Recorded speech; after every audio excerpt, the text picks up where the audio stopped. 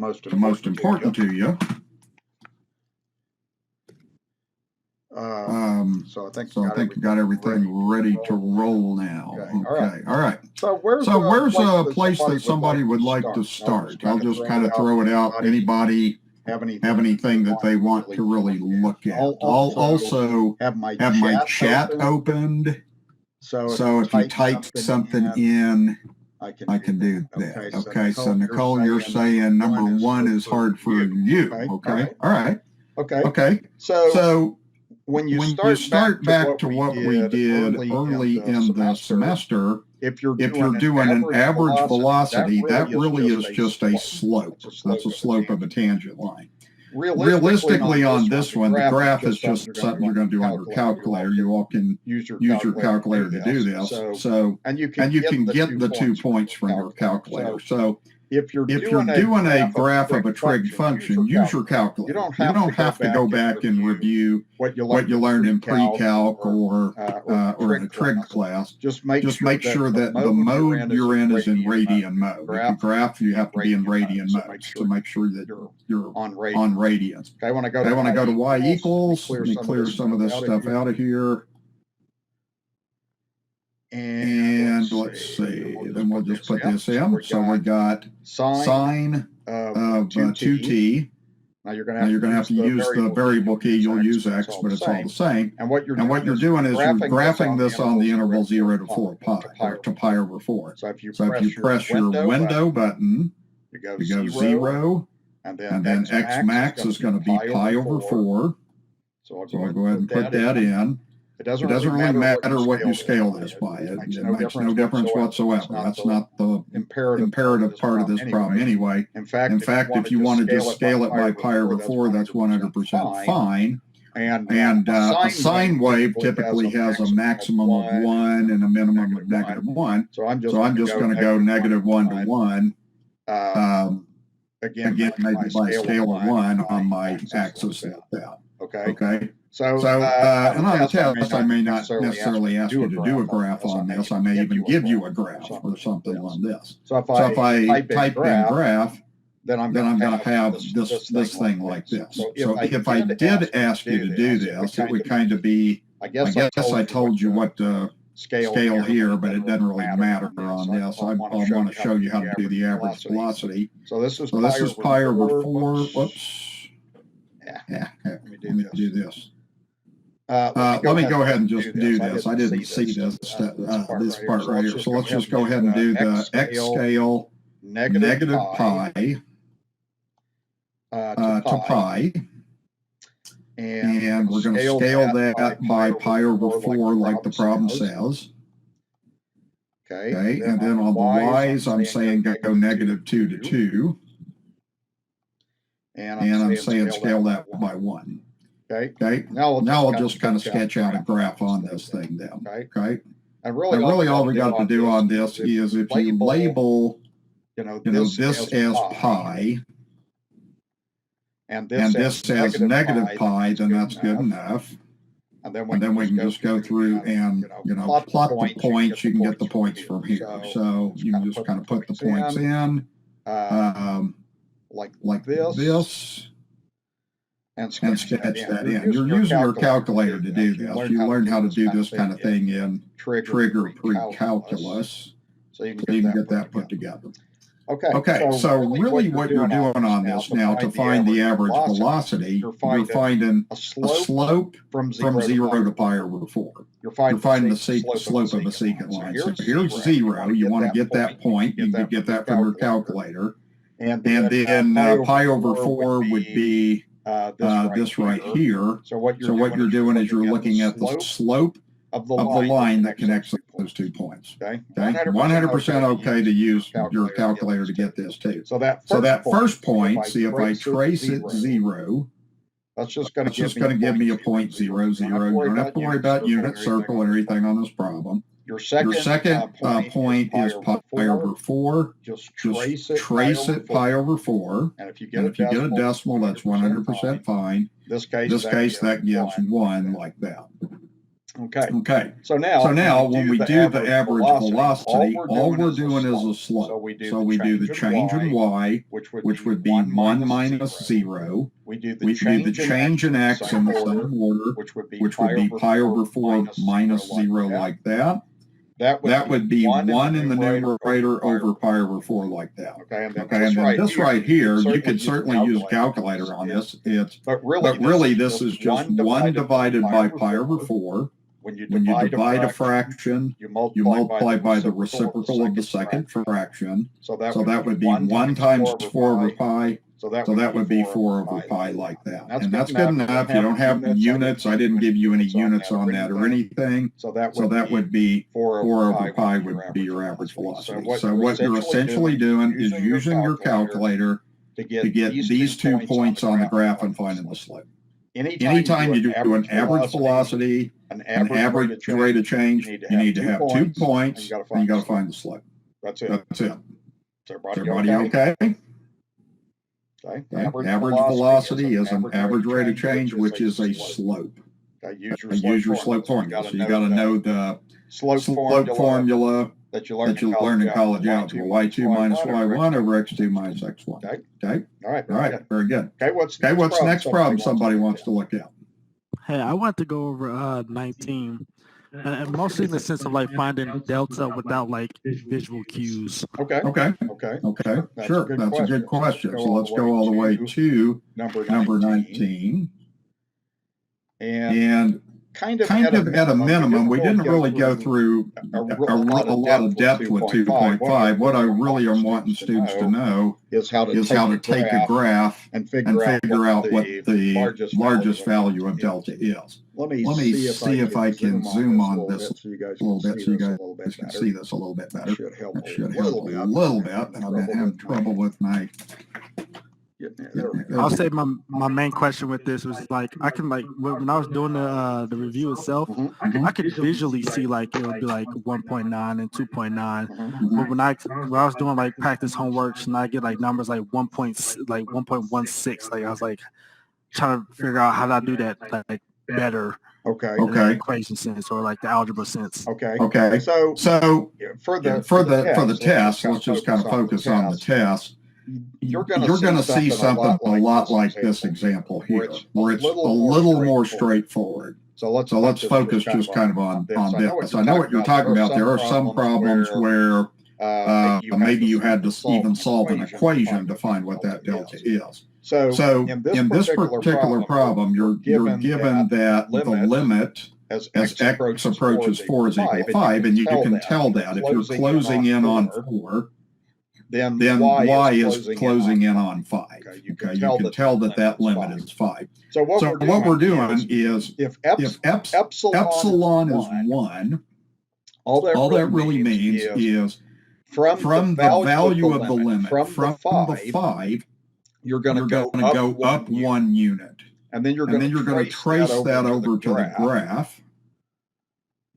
And once you hit the graph, go straight down. And what delta is going to be is delta is this distance between 5 and 7. Right? What is that? That's a 4 and 7. So it's going to be that distance right there. I'll call that delta 2. That's equal to 3. Okay, there's really a delta on each side of that. So delta is just that width between the 4 and the 7 like that. So that's your second delta. What you also have to do is go down. The answer to the limit's 5, so go down 1 and then trace that over. So go to the function, go straight down to the bottom where you'll be at 1, and then the other delta is going to be these 3 units. The distance between 1 and 4 is 3. Okay. So then that means the largest delta is going to be some number between 0 and 3. That's going to fit in the definition of a limit. So really the largest value on this, it's okay to say that the largest value is about 3. Technically, it would be 2.9999 forever. It has to be less than 3. But if you say 3 is your largest delta, that's fine. Okay, that's how that goes. All right. Now the next situation, what it's trying to show is what happens when epsilon gets smaller. So if you look at this situation, the answer to the limit is 5. Okay, so now we just go up a half. So if you go up 1/2 and then trace over to the function, you're going to end up being there, go straight down. So this second delta now is going to be 2. So as epsilon gets smaller, delta will get smaller too, typically. Okay. Then if we go down 1 or down a half, so if we go down a half to like 4.5 and trace over and straight down, this is going to end up being your delta 1, and it's the same thing, it's equal to 2. So your deltas on this are going to be any number between 0 and 2. That's what I mean by the range of delta. And then the largest delta is going to be delta is equal to 2, about 2, 1.99. Technically, just a number getting very, very close to 2 from underneath it. And in a sense on the test, this is what I want you all to be able to do from 2.5 is to take a graph and a given value of epsilon and be able to trace down to find what that delta is. What the definition of a limit is saying is for any epsilon is just a positive number that takes the answer to the limit, and then delta is the distance on the x-axis. So you have epsilon this way and delta this way. So that's essentially on this test is problems like this is all you have to know how to do. Okay. Is everybody okay with what I did? Yeah. Okay. That's it. I mean, we're going to keep it pretty simple on 2.5. We're not doing proofs and stuff like that. That's kind of beyond the scope of a Calc 1 class. We just want to know the epsilon and delta. What the limit is for any epsilon, you can trace down to the x-axis and find the value of delta that will fit within that band, no matter how small epsilon is. Okay. All right. What's the next problem somebody would like to look at? Can you hear me? Say it again. Can you hear me okay? I can hear you. What'd you say? Okay, no, I just had a question about this type of problem. It was one of the quiz where it asked for the largest value of delta, and like the right side was like 1.93, and A was at 1. So the right side was like 0.93, and then the left side was at 0.36. And A was still at 1, so the left side was 0.64, being smaller than 0.93, but 0.93 was not the correct answer for the largest value of delta on the So what you have to do is, if the deltas are different on either side, you always have to use the smaller of the two. So if you had something like you had a limit, and then you had like a delta over here of 2, and then you had a delta over there of 1, you have to use the smaller. That's the largest value. Yes. Okay. The largest value of delta would be the smaller of the two in that case. I see. Okay. I think the ones like that I'm doing here are balancing out. Sometimes the deltas are equal, sometimes they aren't. If the deltas are unequal, you have to use the smaller of the two. Okay, thank you. Okay, all right. So what's next question on the review somebody would like to look at? Can we look at some questions in, let's see, it's on page 3, problem 5. Okay. Examples in there about graphing, or finding the limit at infinity without graphing. Okay, sure. Okay. So there's of course the big deal with this test is all the limits that you're going to do on here. So if we just focus on limits at infinity. Just for a minute, I'll just kind of scan through. I'm sorry. Rather than those, higher up on the page. Higher up on the page. Yeah, number 5. Okay, no problem. Okay. So you're looking at number 6 or number 5? 5, please. Okay. Thank you. So that's on page. Oh, there we go. I see what you're saying. Okay. Yeah. So what you have is this. This is what you have to study. Okay. If you're doing a limit as you approach infinity or negative infinity of what we call a rational function, then what you have to do is you have to figure out what the horizontal asymptote is. Okay. And then typically on a problem like this, on a test, I might say, explain how you get the limit.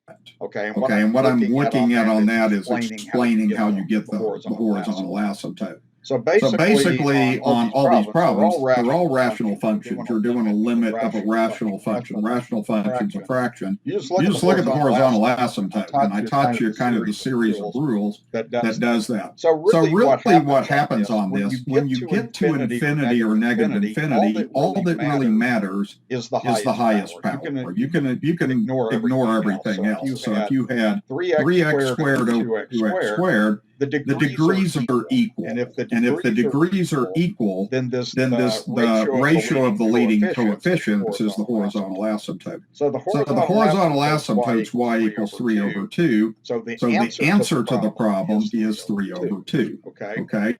And that's all you got to do on that. Generally, if you're looking at a limited infinity, you look at the highest power of the top and bottom, and that makes the determination of what's going on in the problem. Okay.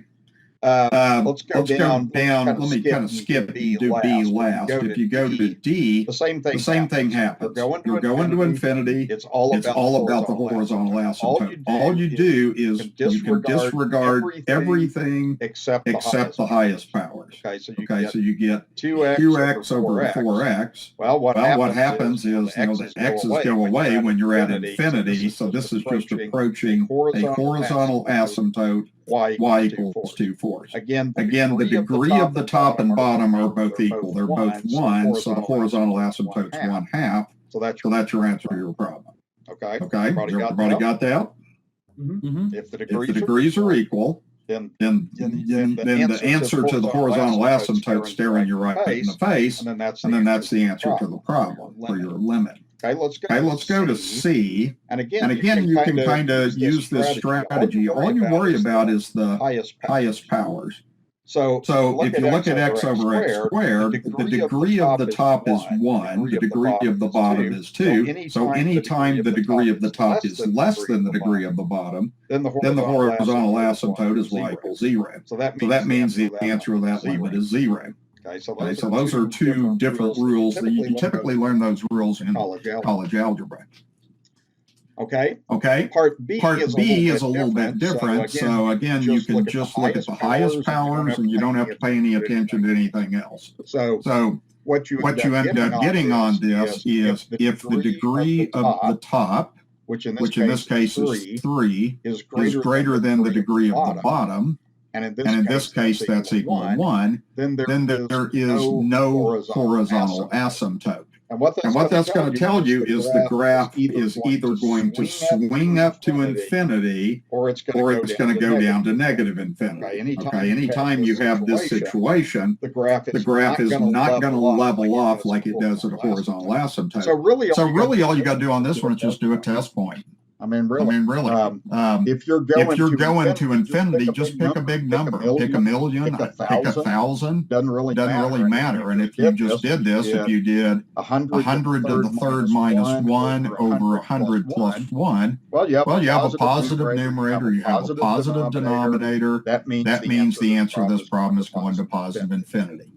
Okay, so if you have that situation where the degree of the top is greater than the degree of the bottom, then your answer is either infinity or negative infinity. You have to figure out which it is by working with test points. If you were doing the same problem on B, but you were doing a limit as x went to negative infinity, then just use like negative 100 as a test point.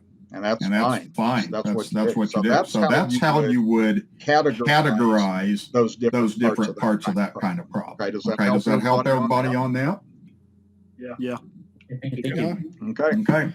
Limit as x goes to infinity is 100% about horizontal asymptotes when you're doing a rational function. Okay, very good. Okay, what's another problem someone would like to look at? Can we look at number 18? Absolutely.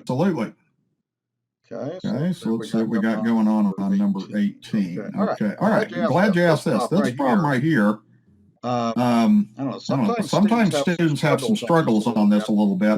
There is more than one possible answer to this problem. So you have to, kind of piece this together. You're drawing a possible graph on here.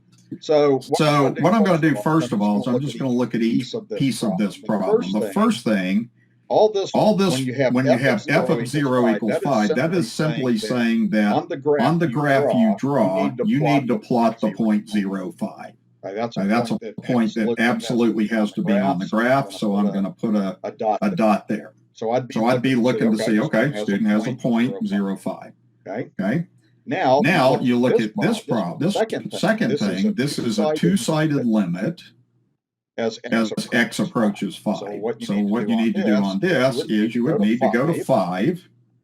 Just kind of label. You have to kind of label what everything is on your axis. And what this is saying is that you're approaching 2. Okay, if it's a two-sided limit, then as you come from the left and right, they are going to approach 2. Now, there are more than one way to do this. Okay, you could have a solid dot there if you wanted to, or you could have a bubble there if you want to. It's totally up to you. Just make sure that the left-hand limit and the right-hand limit are getting close to a y value of 2. But whether that's open or solid doesn't make any difference. That's up to you. Okay, that would take care of that. Now, the next thing is this third statement. What this is saying is if x goes to negative infinity, the graph goes to negative infinity. All this is saying is as you go further and further to the left, the graph is going down forever. So it doesn't matter where you put that, just make sure at the end of the graph on the left, you're going down to negative infinity. Okay. And then the last thing on here would be this statement, which is saying as x goes to infinity, meaning as x gets big to the right, then the graph is going up. So you got that. Now, see, I've kind of got all of the features of the graph. Now, how you connect this is 100% up to you. It doesn't make any difference. So I could go like that. I could go like that. And then you've got a good graph. That may not be the same thing I have on my answer sheet, but that would work. And what you all have to do when you're done with the problem is you just have to make sure that your graph has every one of these conditions. It has the point 0.05. The limit as x goes to 5 is approaching 2. Okay. If you wanted to fill that dot in, that's totally acceptable. And then just make sure that the endpoints of the graph are the way they're supposed to be.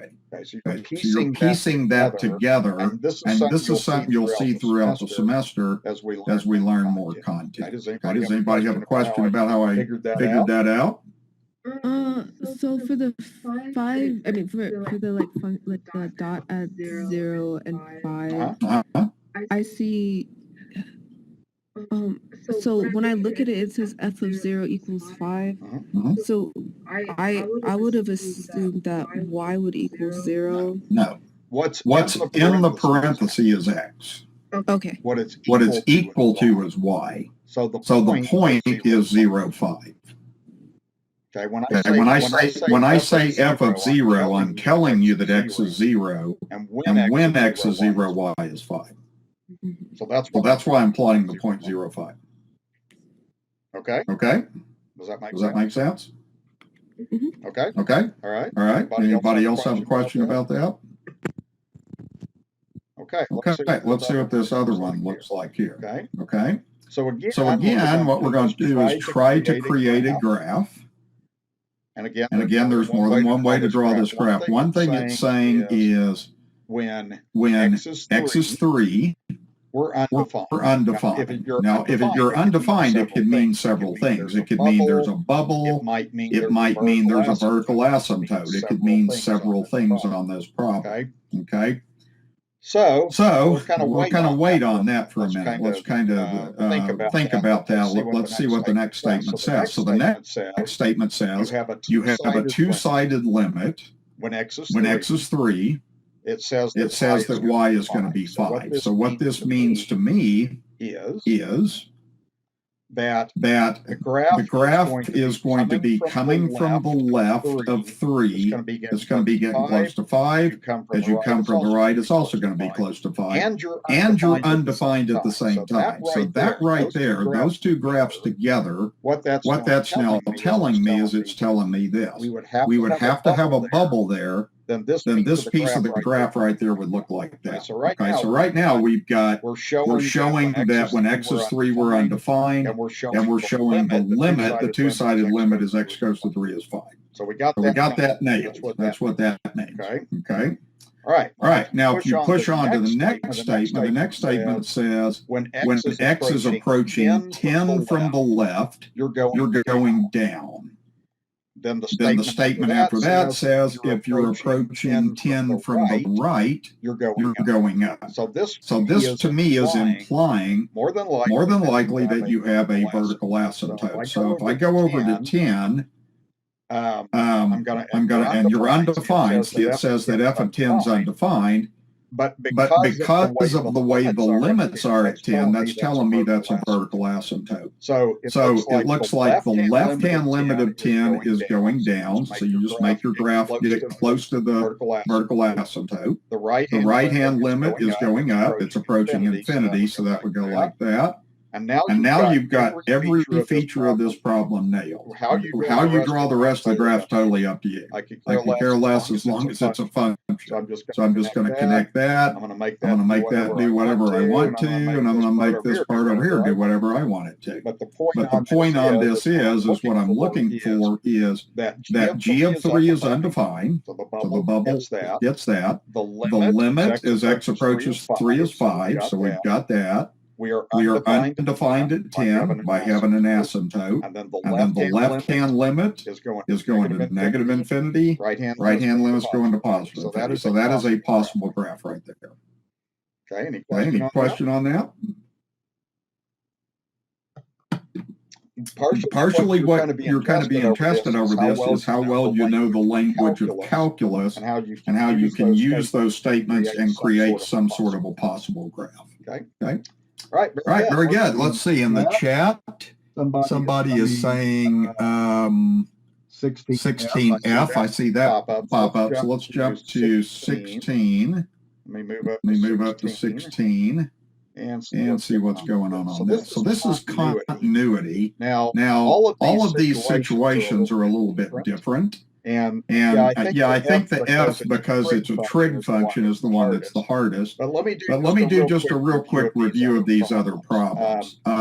First of all, on this one, this is a line. Okay, 16A, it's a line, and a line, there's no breaks in the graph on that. X can be anything. In other words, you can take negative 3 and multiply it by any number. So there's absolutely no problem whatsoever with continuity because that's defined everywhere. When you get to part B, it's different. You have a rational function, so it's all about can I figure out what makes the denominator 0? And yeah, you can. You can set the denominator equal 0. You could add 4 to both sides to get x squared equals 4. Then take the square root of both sides, and you would get x equals plus or minus 2.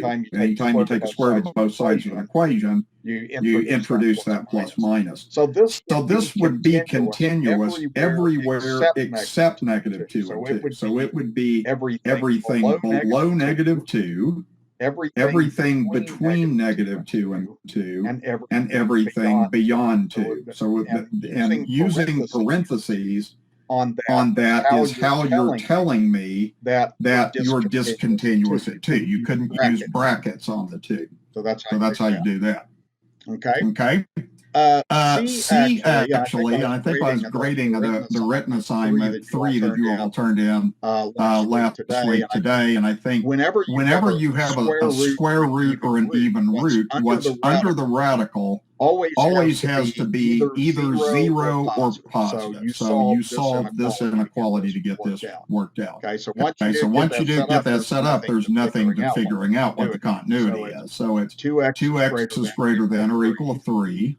Divide by 2, you're going to get x is greater than or equal to 3 halves. So that interval would be 3 halves to infinity. So there's what I'm kind of looking at in the review here is what is your understanding of graphs based to continuity? So square root functions, you always set what's under the radical greater than or equal to 0 to identify the continuity.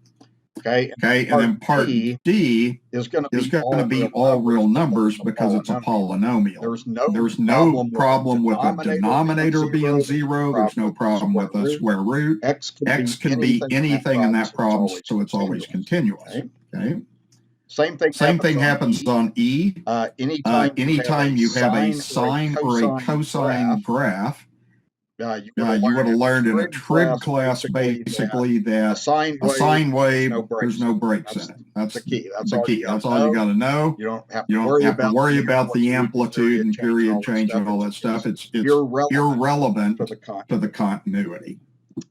Okay, so 16F is the one that's the most tricky for students on this. This is what I recommend that you do. And your guys' test, I did put a unit circle on this test. I won't be giving unit circles in the future, but on test 1, I give you a unit circle. Okay, and then we're going to start getting into a lot more trig over the next few weeks anyway. So I kind of want you to get a little bit more solid with memorizing the unit circle. So what I would suggest that you do on this problem is use the identity that you learned in trig that a tangent is a sine over a cosine. So I'm going to change this to f of x equals to sine of 4x over cosine of 4x like that. And what this does is now this sort of gives you the focus now that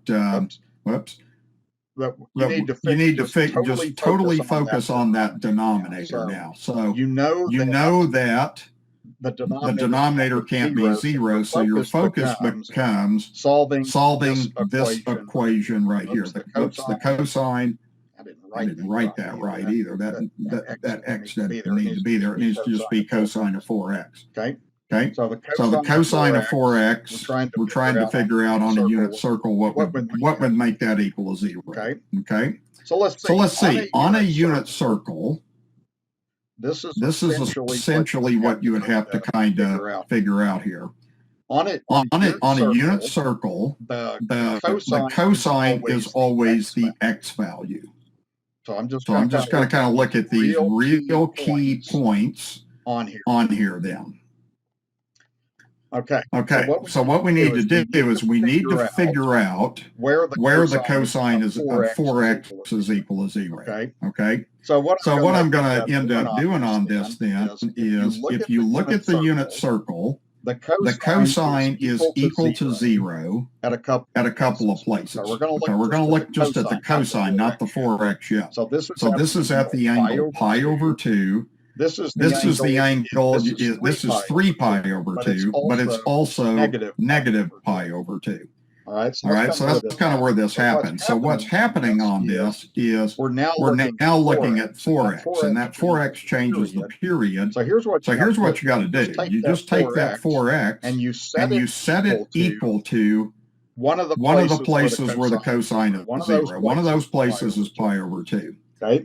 Then you could set the 4x equal to another place. You set it equal to 3 pi over 2. And what you're always looking for is a mathematical pattern, which you will find on this problem pretty easily. And then you could also do 4x equals negative pi over 2. You're finding all these places where the cosine is 0. Or in other words, where the x value is 0. Now, if you solve these inequalities, you would multiply by a fourth. That would give you x equals pi over 8 would be one place that you're discontinuous. Okay, you go over here, you do the same thing. Multiply by a fourth, you would get x equals 3 pi over 8. Like that. That's another place where you're discontinuous. Do the same thing here. Multiply by a fourth.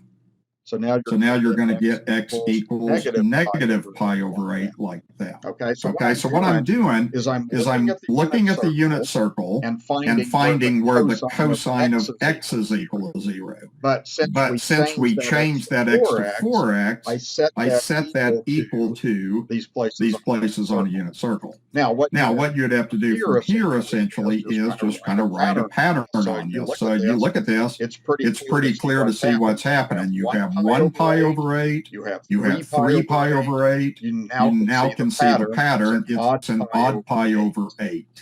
Okay, like that. So what you would say is, and I think what I probably put on my answer sheet is, you can write an interval certainly, and there's different ways to do this. You could literally just kind of write an interval like pi over 8 to 3 pi over 8 union, and then 3 pi over 8 to 5 pi over 8, and so forth. Now that goes on forever, and if you went backwards this way, then it would be negative pi over 8 to pi over 8, and so forth. I don't remember how I wrote that on the answer sheet, but you could do that as long as you put like 3 dots and kind of write that pattern like that if you want to. The other way would be the better way to me to do this would just say that you're discontinuous at x equals k pi over 8, where k is an odd integer. Okay, that's how you do that. So that's what you have to figure out is figure out where the cosine is 0. In other words, that's pi over 2, 3 pi over 2. Set the 4x equal to that to find where the cosine of 4x is 0. Okay, does that make sense to you guys or not? Someone types it's more trig stuff, unfortunately. Okay. I mean, what you have to know on this, you got to know your identity, number one. You got to know the tangent sine over cosine, and you certainly got to know your unit circle. And understand that the cosine's the x value. Okay, do you guys have any question on that?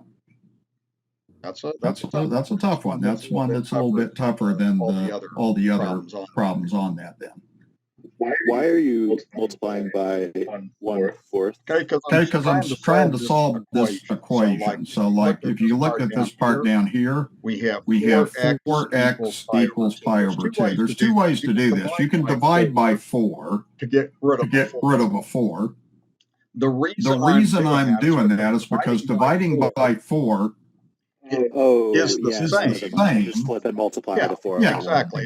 It's just a better approach to doing that when you have a fraction. That's why. But if you divide it by 4, like I heard you say, dividing by 4 is the same as multiplying by a fourth anyway. So that's why I'm doing that. Okay. Okay. All right. Very good. All right. What's the next question that someone would like to look at? Maybe number 7. Can we look at that? Okay. Number 7.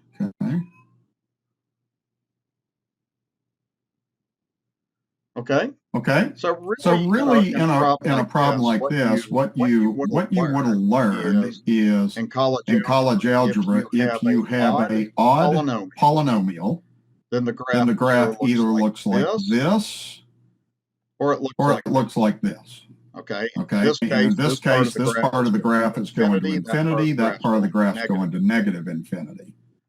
So these kind of problems right here could be done by college algebra knowledge stuff. If your polynomial is even, then you would have learned that the graph either looks like this or looks like this. In this case, both sides go to infinity, or both sides go to negative infinity. So that's how I know this. Okay, that's the simplest way to do this. So if you again, what you can do is when you're dealing with infinity, the only thing that matters is the highest power. Okay, so like if you look at this D, this is a 6th-degree polynomial, and you can even do a test point on this. I mean, if you wanted to say, okay, I'm just going to go into negative infinity, I'll just plug in negative 100 to the 6th power. Okay, that gives me a positive answer. That means that's going to positive infinity. That's another way to do that problem. Okay. Okay. You could do part B the same way. Just forget about everything except the highest power. And then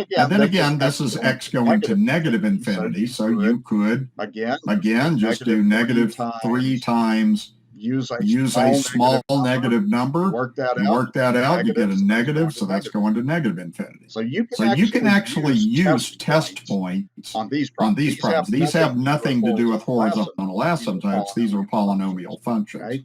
Okay. And same idea with A and C. These are odd polynomials. So the only thing that matters on A is this term. So if you want to do a test point, then just do that. You're going to do negative 1/3. You're doing x approaches negative infinity. So use a small negative number. See if it's negative or positive. In this case, this is a negative times a negative, which is a positive.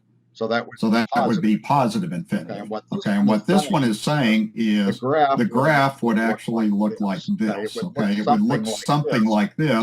So as x goes to the left, the graph is going up. Okay, but it may be just as easy for you guys on these problems to use test points, and I would allow you to do that. Again, the next problem, the only thing that matters is the highest power. Just plug a big positive number in. That'll give you a positive number. 100 to the 5th is positive, so that's positive infinity. That's a real simple way to figure out the limit as x goes to infinity of a polynomial function is just look at the biggest power, because that's all that matters. When you get to infinity, the biggest exponent overpowers every other part of the problem by a long way. That's why we do that. Does that help everybody on that? Yep. Okay. That's a real simple way to do that. Just look at the highest power and use test points. If you want to do it that way, you can. Okay. What's another question we'd like to look at? And number 14, I'm a little unclear on the yeses and nos. I just want to make sure that I'm understanding. Okay, sure. That's a good question. This is kind of the definition of continuity. The way I typically do this, I kind of don't like the way that I did this on this review. I'm gonna do the way I would do it on a test. The way I would do it on a test is I would say function is defined. I would say function the limit exists. I don't know why I did it this way. I probably took this out of a book. And then the limit equal to. That's the way I like to test it, is like that. So I think the number 3 part is what throws me the most. Function equaling the limit. And that's what I think the number one thing is. The third condition of continuity is the hardest to wrap your head around. So basically, discontinuous is just where there's a break. So typically, students don't do a bad job of just identifying this continuous. So you have a break at -4. Now what we do is we just look at each condition. So we ask, okay, is the function defined? The function is defined because there's a solid dot. Then we ask the question, does the two-sided limit exist? So in this case, the left-hand limit and right-hand limit are going to different places, so the limit does not exist. Now, if two's a no, then so is 3. Okay, because I mean the limit doesn't exist anyway, and f of a would be the function value, which would be 3. Okay, so you have this solid dot right here. That y value is 3. Does not exist in 3 or 2 different things, so that doesn't exist either. Okay. All right. The next place there's a break is -2. So again, we just do the same thing. Okay. And again, the third condition is the hardest for most students. Okay. Are we defined? No, we're not defined because there's a bubble there. So that's a no. That's why this is discontinuous. Does the limit exist? Yeah, the two-sided limit does. The left-hand limit goes to 5, so does the right. So that's not the problem. Okay, what happens on this though is this would be a no because the function value is undefined. So what would happen in this case on this one the limit as x approaches negative 2 would be 5, but f of negative 2 would be undefined. So they're not the same, so that's a no. You're just seeing if the answer to the limit is the same as the function value when you're doing that.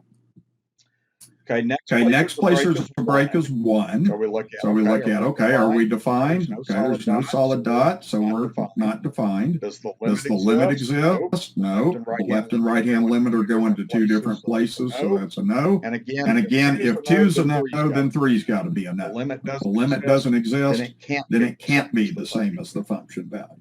And the last thing, I guess, would be x equals 3.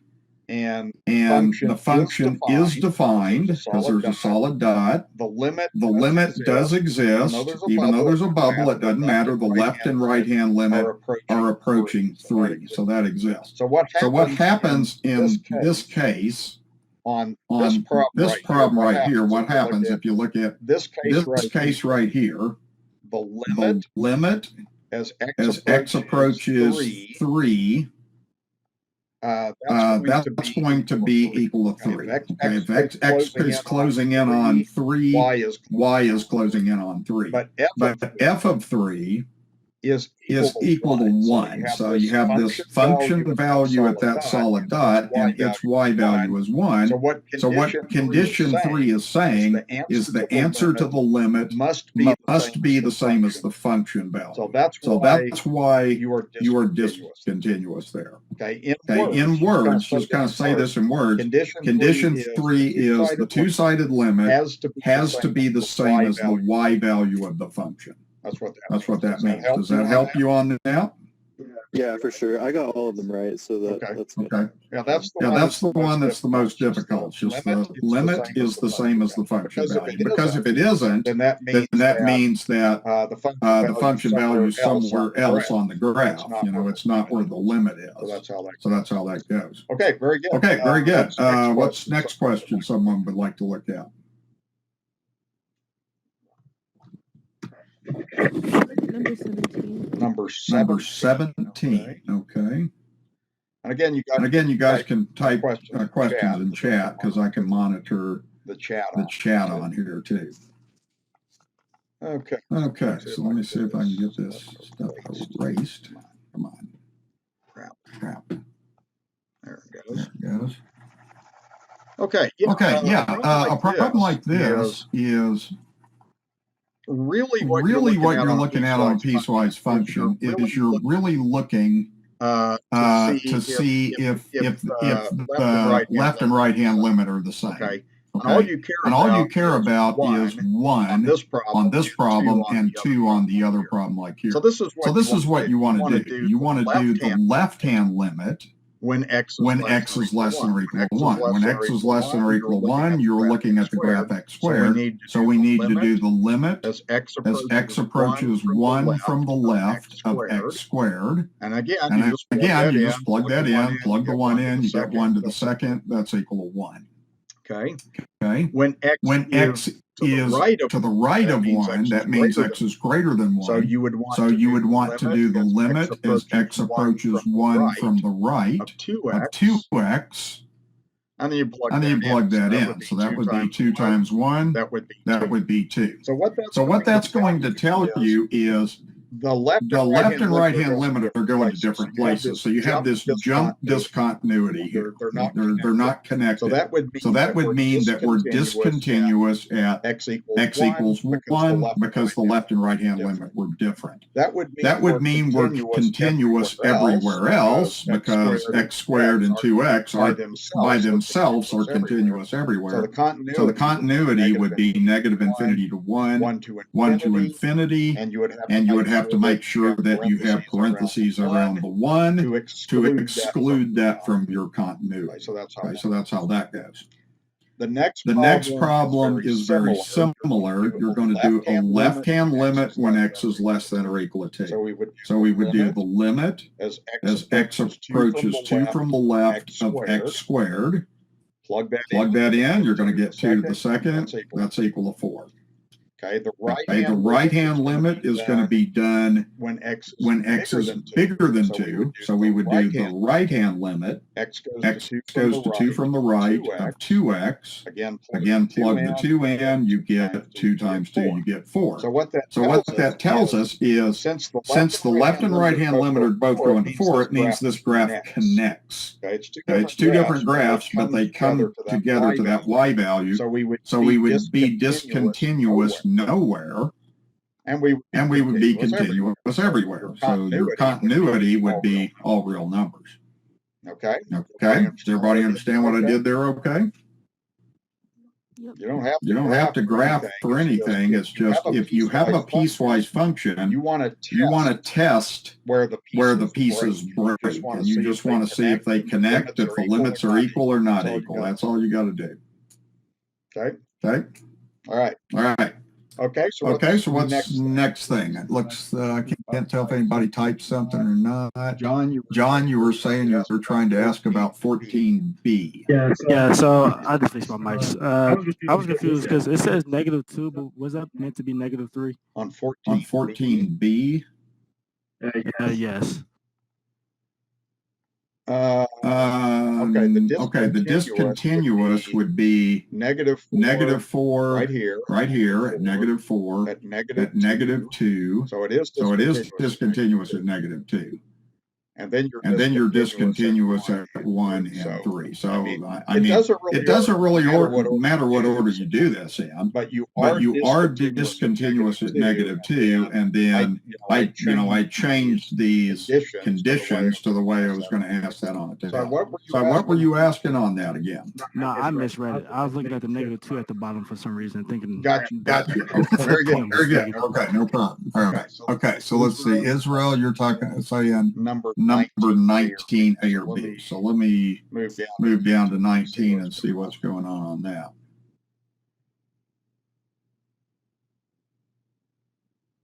Okay. Well, I'll review that one more time. We already did that problem at the very beginning of the review. So what you're doing is if you're, and I'll just do this A, they're both the same. And a problem like this is if you've got epsilon equals 1. You're looking at this place where the dot is. You're given that the limit as x goes to 4 of f of x is equal to 5. Okay, that's what you're given, as you know that limit's equal to 5 by looking at that. So if epsilon is 1, that means that you go from the 5, you go up 1, and then you trace over on the graph. So you go to the graph, you go straight down. Okay, now delta is this distance between the numbers 4 and 7. So delta is equal to 3. There's 3 units away from 4 and 7. Then your epsilon also has to go down 1 from the 5. So if you go down 1 from the 5, trace over to the graph, and go straight down, then this other delta turns out to be the same. Okay, that distance between 1 and 4 is 3. So that means the largest delta is going to be delta equals 3. Okay, once you get past 3, you don't fit in this region right here. And then the second one would be done the same way. Okay. So let's see. What else do I see here? Carbash 23. Okay, so let's go to 23.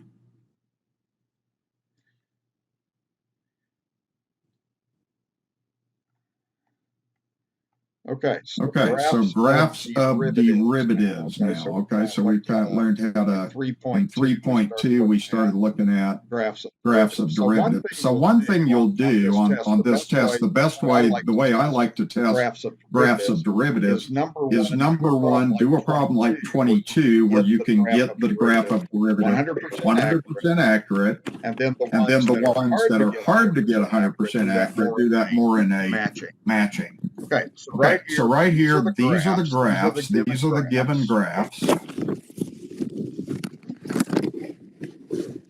Okay, and then the other ones are the derivatives. So what we're is matching. Let's all get our mics off, if you don't mind. Okay, unless you need to ask a question. So this is the way I would do this. I would figure these graphs out just by making notes to myself. Okay, when you do a derivative is a slope of a tangent line. If you look at this graph here, right now the slope of that line is going up, so it's positive. Right there is a sharp point. If you have a sharp point, the derivative does not exist. It's not differentiable. Then what happens here is the derivative is zero because the slope of a horizontal line is zero. So what you're looking for is a graph where the values of the derivative are above the x-axis, and then you're looking for where the derivative is on the x-axis. So it's really just the only one that would really make any sense would be this one right here. Okay, where you have a positive derivative, that means the values of the derivative are positive, so the graph of the derivative is above the x-axis. Okay, you're not differentiable. That's why you have bubbles there. And then the slope is zero. So that means the graph of the derivative would be y equals zero. So letter A is going to match with D. I'll just kind of mark these out as I go. That's how I would put these things together. Just kind of process of elimination. Okay, what happens on B is your slope is negative. Then you're not differentiable. Then you're positive. Then you have a sharp point, so you're not differentiable. You have a negative derivative because the slope's negative. Again, you're not differentiable. And positive. Not differentiable, negative, and then back to positive. So you have a bunch of places where you're not differentiable, which means you're probably going to have a bunch of bubbles. So I look at this like this. If the derivative's negative, then the graph of the derivative has to be below the tangent line. So this one is doing exactly what this graph is telling us. You're jumping from value of a derivative being negative, so below the x-axis, and then above. So it's below, above, below, above. This one is going to match F. Okay. So B is going to match F. Just put notes to yourself when you look over these derivatives. It's about where is the derivative zero, where is the derivative positive, where are you not differentiable. If I look at C, the derivative right there is zero because the tangent line's horizontal. At the end, the derivative is zero. Right here, that high point, the derivative is zero. Those are the three places where the slope of the tangent line is zero. So that means the y values of your derivative are going to be zero at these 3 points. Then here you have a positive derivative, then you have a negative derivative. This means your graph of your derivative will be above the x-axis. Then it will be below. Okay. So what I see on this is you have a graph where you're above and then below, and then you have these 3 places where the derivative is zero. So that's telling me that C is going to match B. Okay. Just write little notes to yourself about what the behavior of the derivative is. Okay, you go to D. It looks like the derivative is zero coming to a horizontal tangent line there. Right here, you have a sharp point, so there's no derivative. So there should be maybe a bubble or an asymptote or something to represent the derivative doesn't exist. You have a negative sloping tangent line, so that means your graph is below. You have a positive sloping tangent line that tells you your graph of your derivative is above the x-axis. So look at the choices where the graph of the derivative is below and above. And at the end point, your graph is getting close to zero. Okay. This one is going to match C. So D matches C. It's got a graph of the derivative below the x-axis, graph of the derivative above. You are getting close to a value of a derivative being zero. So the y values are getting close to zero. That's how that gets. And let's see. The next one here just means the derivative is positive everywhere. That's what I'm seeing. And what's happening is at the end points, you're getting close to a horizontal tangent line. So look at a graph where the graph of the derivative is always above the x-axis.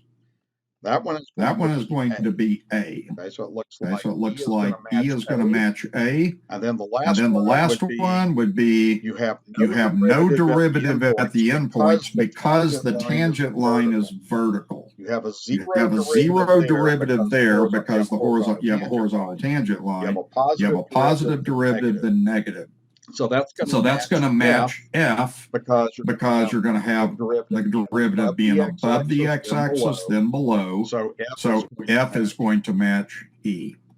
So my suggestion to you on this is identify where the slope of the tangent is positive, zero, and negative, and where there's no derivative. That's how you reason that out. Does anybody have a question about that? Okay. All right. So let's see. That's 23. 20B. I see a couple of people asking about 20B. So let's see what 20B looks like.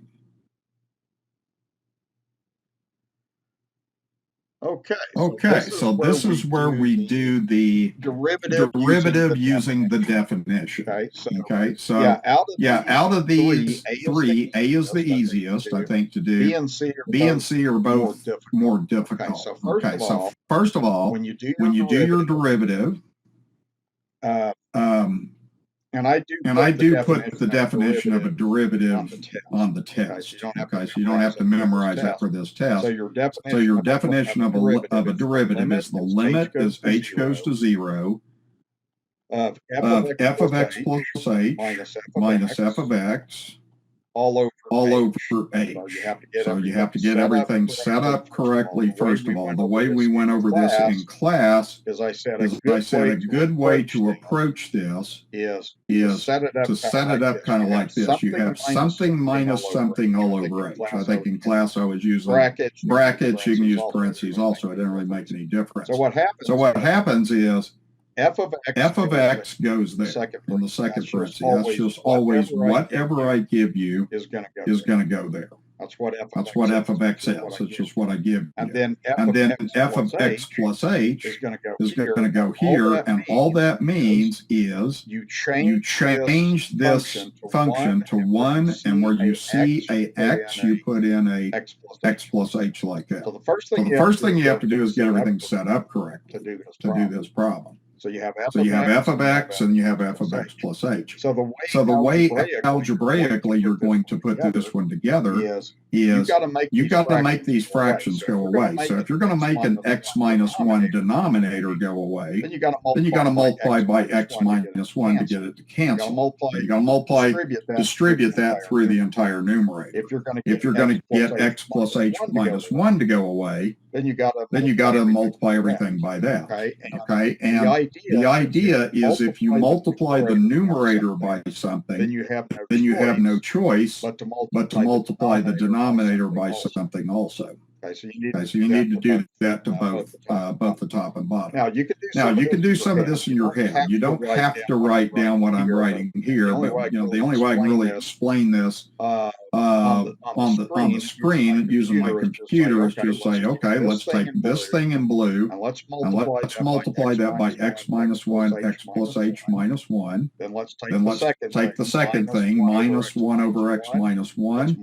Let's multiply that by x minus 1, x plus h minus 1, and then the denominator, don't do anything with it, just leave it in a factored form like that. And if you get past this step, then it's not too bad to do. All right, so let me show you kind of what happens as we continue through the problem now. Okay, so what? Crap. Move up the way you're supposed to do. Okay, so I'm going to cancel stuff out now. So what's going to happen is that cancels there. X minus 1's cancel there. So what you're going to be left with now is the limit as h goes to 0. And here you're left with 1 times x minus 1. You obviously don't have to put the 1 there. And then you've got minus 1, and you're left with x plus h minus 1. And then the denominator again, you never really do anything with the denominator. You just leave that in a factored form. And now algebraically, what's always going to happen when you're doing a definition of a limit is that h in the denominator is going to cancel out of the problem eventually. Okay, so if we do this, we're going to have x minus 1 minus x minus h plus 1 all over h times x minus 1 times x plus h minus 1, like that. Okay, we can kind of work everything out of there and see now you're left with negative h over h times x minus 1 times x plus h minus 1. And like I said, what will happen if you do all of your algebra correctly, then the h in the denominator will work its way out of the problem. Okay. So really now, what? Dang it! I'm trouble getting my touch screen is not working today for some reason. Let me get back to where I was. Okay, so here we are. So now what you do to finish this up is you just replace the h with 0. Okay. And after that cancellation, you're really left with a negative 1 in the numerator. And then you would have x minus 1 and then x plus 0 minus 1. So you get negative 1 over x minus 1 to the second. If you put that together. So that derivative would be negative 1 over x minus 1 to the second. That's a little bit of algebra going on. We call that a complex fraction. Okay, does that help on that one? With a couple of you asked about 20b, it looks like. Okay. Let's see, Jack, you're asking about question 2, and then Colton. Okay, so let me go back to question 2. And you don't have to write all this stuff down because the solutions are on D12. Now you're better off to just kind of watch and ask questions about what I'm doing on here. So if we go all the way back to number 2, this would be one of the first things we learned how to do. And all I do on a problem like this is I have you fill out y values with your graphing calculator. So I'm gonna go ahead and just put this function in. So I've got x squared plus 8x and then minus 2. And I'll just do a standard window. I'll just do zoom 6 and just get a standard graph. And what you can do is just trace these values out. So I'm gonna trace these out. And I don't think I'm gonna do all of these because if you see me trace, as long as you know how to trace, you can get any of these things right. So this is going to be 17.988001. Then I'm going to go ahead and do the 2.001. And that's going to give 18.012001. Okay, and that's good enough. I mean, I'm not going to take the time to do the other two right there because it's the same thing. As long as you're using your machine correctly, you're going to be okay. What happens on this is we're trying to make a conjecture about the instantaneous velocity at 2 seconds. And what students make a big mistake of, a lot of times they think, okay, we're getting close to 18, therefore 18 is the answer. That is not the answer. The thing is, you need to find the slope of these 2 points. Okay, because an average velocity is a slope connecting 2 points on the graph. An instantaneous velocity would be a slope of 2 points that are super close to each other. That's why it's only really important on this problem to work with these 2 points. So if you do 18.012001 minus 17.988001 for your change in y, and then do your change of x in the same order, then you can get your slope, like this. And then just use the calculator to do the rest of this. So I'll do 18.012001 minus 17.988001. 0.8001. Okay, and I'll just record what that is. That's 0.024. And then the denominator 2.001 minus 1.999 will give you this. will give you this. Okay. You Okay. work that out. Work that out. That's 12. Okay. So Okay, actually, the answer to the problem would just be 12. 12. There aren't any units on there, but a unit, a velocity is typically just a distance over a time. So it might be feet per feet second. per second, it might be miles per hour. But the thing that students make mistakes on this is there's a sense they want to think that the function is approaching 18, but that's not what the instantaneous velocity is. That is what the slope of two very close together points are. Does that help you on Does that help you on that, Jack? Okay. Okay. All right. Good. Okay, good. And let's see. Colton, you're asking about 10 and 11. So only So we can move to 10 and 11 here.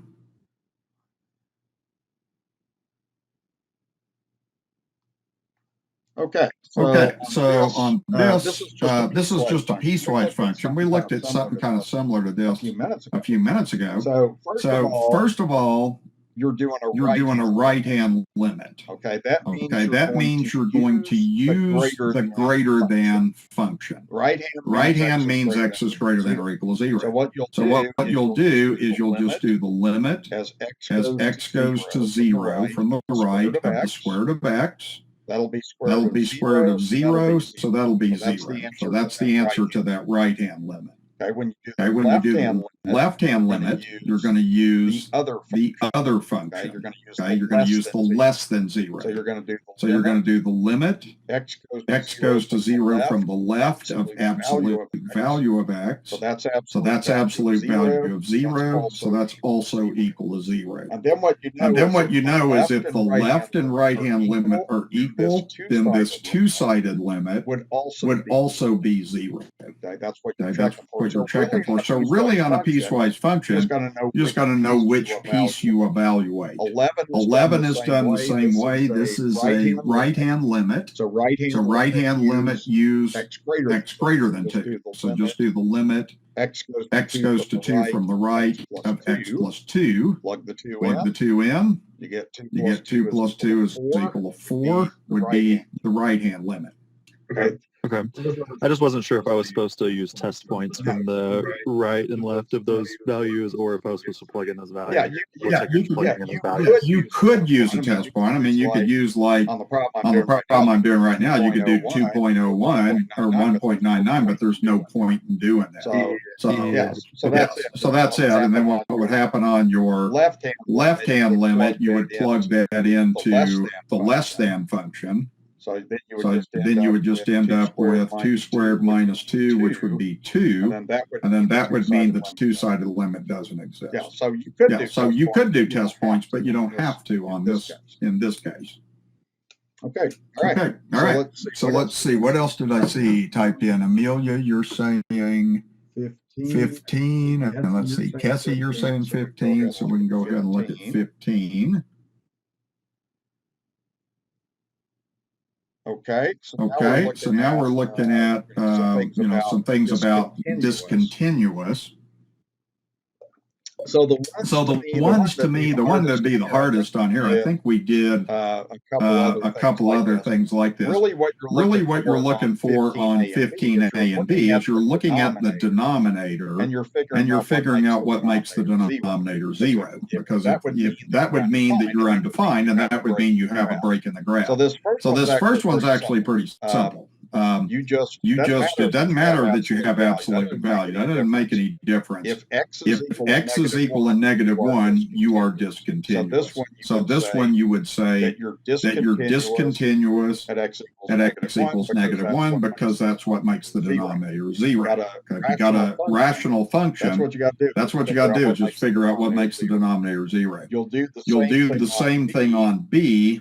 You'll solve this. And somewhere on the test, because I want to always get students as strong with factoring as I possibly can in a Calc 1 class, you'll have this kind of situation. So this is more of a trial and error type of factoring. So your first term, you would have to use 2x and x. Your last term, it's either going to be 1 and 15 or it's going to be 3 and 5. I always like to kind of pick the ones that are closer together. So I'm going to go ahead and put 3 and 5, and I'm going to see if it's right. Again, you cannot factor trial and error in your head. You have to write the possibilities on your paper. So the inside term, 3 times x is 3x. The outside term, 2x times 5 is 10x. And we're trying to make that add up to negative 7x. And we just happen to pick right. So if the 3 is positive and the 10 is negative, we're going to get the inner and outer adding up the way they need to. So that would be plus and minus. Then you just solve these two equations, which you can do in your head. You can write steps out if you need to. But this one would be discontinuous at x equals negative 3 halves is what you would get in this equation, and also x equals 5. Okay. So that's those two problems are just testing. Okay, does the student understand that a denominator cannot be 0? If you find out what makes the denominator 0, then you're discontinuous. Okay, before I do C, let me do D. And the thing that you'd want to do, that actually should be an f of x, is you would want to change this exponent, that negative exponent, to a positive. And then it becomes exactly like the problems I just did. It's a matter of, is this denominator ever equal to 0? So if you set that equal to 0 and solve this, you're going to find that you get imaginary numbers on this. So you can't take a square root of a negative number. So that one would actually mean that this one is discontinuous nowhere. Okay. You're never ever going to get a zero denominator. If you take a number and square it and add 1, you never get 0. It's impossible to get 0 on that problem. Okay. Now here's what happens. Here's another trick. So if you're going to figure this out, you either remember enough about your trig, about the graph of a cosecant, but I think the best approach to this, to analyze this with a unit circle, is to use the identity that a cosecant is 1 over a sine. And then what we got to do is we need to figure out, based on a unit circle, where the sine is equal to 0. Okay, so let's draw a unit circle here. So basically, if you look at these key places here, the sine is the y value. So when you're at 0 radians, the sine is 0. Okay, you have this point, negative 1, 0. So that is pi radians. So what you're going to find is the y value 0, the sine is 0 at 0 and pi. But again, the unit circle goes on forever. I mean, you can go an entire lap around the circle, and now you're at 2 pi. You can continue to go over here, then you're going to be 3 pi. So just every time you go 180 degrees, that's pi radians. 180 degrees is pi radians. So what you would say on this is you would say that you're discontinuous at every pi there is. It would be 0, pi, 2 pi, 3 pi. So it would be integer pi. So you would say discontinuous at x equals k pi, where k is an integer. You always are kind of looking for a pattern on this. So you're going through every pi is going to be a place where the sign is 0, including the negatives. So you just say k pi. K is an integer. Okay, so that's how you would get that one put together. And that's how you would analyze that then. Okay, let me see kind of where we're at with this. I got Samantha, you said 9D. So I think, let me see if I can go up and do that 9D. And then I think we're going to run out of time here. So got 9D. Okay. So these are your kind of on number 9. When you look at my solutions I posted on D2L, the first two are mostly factoring exercises. Number C is a rationalizing exercise. This D that you're asking about you have to get rid of these fractions. So what you're going to do is if you're going to get rid of a 2, you have to multiply by a 2 to get that denominator canceled. If you're going to get rid of an x plus 1, you have to multiply by an x plus 1. So the way that you would get this limit to work out is you would have to get rid of all the fractions. Okay, and I did something that was kind of similar a little bit earlier tonight. So you'd be doing the limit as x goes to 1, and you're distributing that through the numerator. So you're going to do 1 over x plus 1 times 2 times x plus 1. Okay, then you'll take minus 1/2. You will multiply that by 2 times x plus 1 also. And then the denominator, which is x minus 1, you have to do the same thing to the numerator and denominator.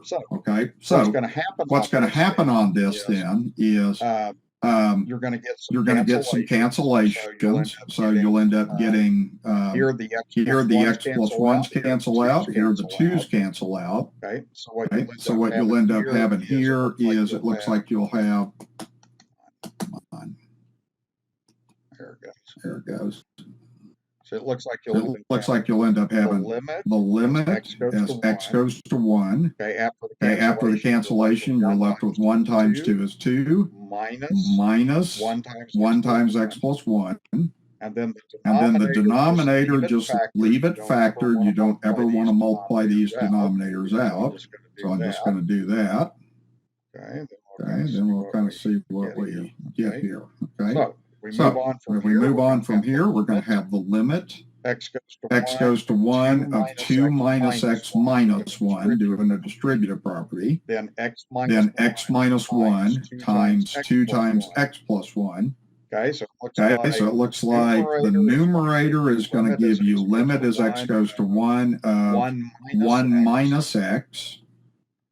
Over x minus 1 times x plus 1. It doesn't really matter where you put that 2. I'm just going to kind of rearrange it and do it like that. Okay, so what happens in this case is if you have backwards factors, these factors are reverse of each other, then you have to change one of them around. And when you cancel those out, it just ends up being a -1. But the way that I think I probably showed you all how to do that is just flip one of them around. It doesn't matter which one you do. I'm just going to take the numerator and change its order. And if you do that, you introduce a -1. That's factoring a -1 out of that. Okay. Now you've got your cancellations, and that's going to cancel out the factor that's causing this to be a 0 over 0 limit. Okay. So now you can plug the 1 in and get an answer. So you got -1. Okay. Take the 1 and plug it in. So you would end up getting, it looks like -1 over 2 times 2 would be -1/4. So that problem has to do with some complex fractions. Okay, so good question. I think that's probably all I can do. So it's 9 o'clock, and so I got to get ready for my bed. But I thank you all so much for coming in. I hope this helped a lot. And again, I'll be in my office tomorrow from 11 to 1. So if any of you want to pop by my office and get a little bit of help on some questions, please come by. But thanks so much for coming tonight. And hopefully this will help you. Okay? To do a good job. All right. Good night, everybody. And if you need to come by office, I'll see you tomorrow. Then. Thanks for the opportunity. You bet. I'll give everybody their points. Okay? Sounds good. All right.